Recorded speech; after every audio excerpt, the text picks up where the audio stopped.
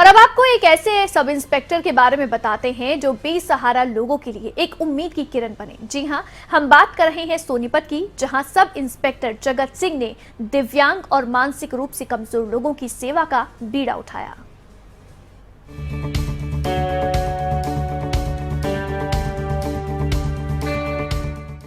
Haryana police आए दिन सुर्खियों में रहती है, लेकिन सोनीपत पुलिस में तैनात एक सब इंस्पेक्टर अपने किए गए कामों से मशहूर हो गए हैं। काम भी ऐसा कि बेसहारा लोगों के लिए एक उम्मीद बनकर सामने आए हैं। दिव्यांग और मानसिक रूप से कमजोर लोगों की सेवा करने का बीड़ा उन्होंने उठाया है। कमजोर बेसहारा 83 लोगों को आश्रम में पहुंचाया है, तो 12 लोगों को उनके परिवार से मिलवा भी चुके हैं। कहते हैं कि पहली गुरु माँ होती है, और ये कहावत सब इंस्पेक्टर जगत सिंह पर बिल्कुल सटीक बैठती है, क्योंकि इस सेवा भाव की प्रेरणा उन्हें किसी और से नहीं बल्कि उनके माँ से मिली है।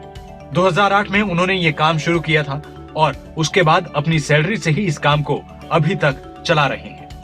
इनका मेरा मन में निस्वार्थ सेवा भाव से है। ये इंसान, इनको भूख भी लगती है, प्यास भी लगती है, रोडों पर पड़े रहते हैं, तो इनको उठाकर हम जब आश्रम भेजते हैं तो वो वहाँ कुछ ठीक होकर भी वापस आए हैं घरों में। तो 2-3 जो हमारे पास फोन आए ना, जब मेरा जुनून बना कि थोड़ी ही हमारी सेवा के कारण इतना बड़ा खुशी होती है, तो इसलिए मैंने जब इसे सब इंस्पेक्टर जगत सिंह का कहना है कि उनकी मां ने मरने से पहले पूरे शरीर को दान कर दिया था, और उसी के बाद उनके मन में आया कि क्यों ना बेसहारा लोगों की सेवा कर ली जाए।